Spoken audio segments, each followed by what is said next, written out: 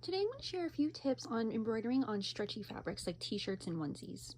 So the first thing I like to use, and you probably see them in a lot of my videos, are these stick and stitch. So stick and stitch are printed designs that are on a water-soluble stabilizer.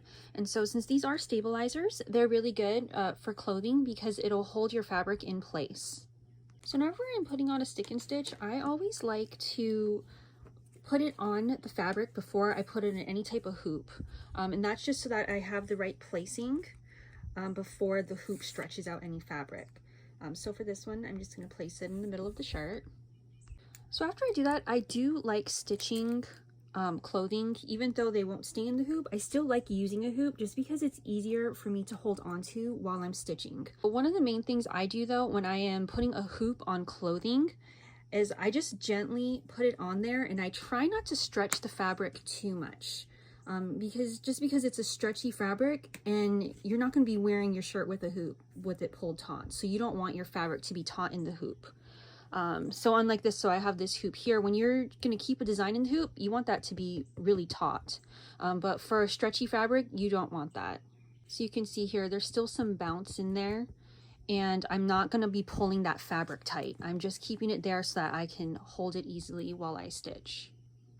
So now when I'm stitching, I'm also going to want to make sure that I'm using short stitches. Because the fabric is stretchy, when we take the hoop out later and when you wash it and wear it, you're not going to want to have long stitches because those long stitches will get twisted, they can stretch differently than your fabric.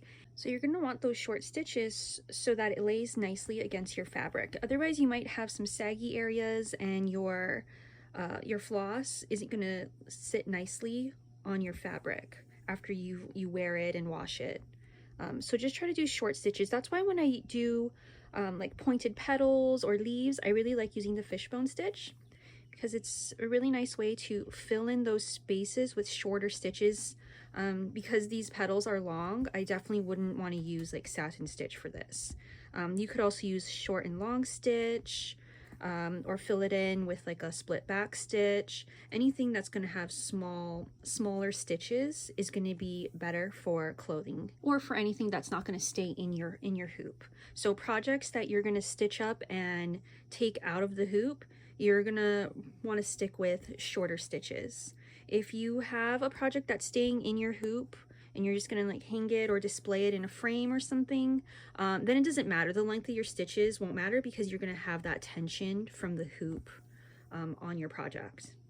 So one more thing, when I'm pulling my stitches through, I am not pulling them very tight. So when I do this, I'm pushing it through and I am pulling down very gently and slowly because I don't want to pull my stitches too tight because it's going to pucker your fabric. And then when you take it out of the hoop later, you're going to see the fabric around the area that you embroidered, and it's going to just be either wrinkled looking or puckered up, and you're not going to want that when you're done with your project.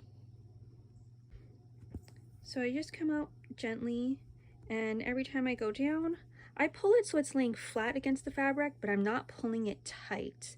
I don't want it to pull the fabric and cinch it, because once you take it out of the hoop and you rinse off your stabilizers and you're wearing your shirt, you're going to want that area to lay nice and flat and not puckered up. So just gently pull it through. It doesn't have to be really tight pulling on your fabric. I hope these tips are helpful for you to embroider on stretchy fabrics. Let me know if you have any other questions about embroidering clothing, if any tutorials, or any questions you have about using the stick and stitch. Let me know in the comments.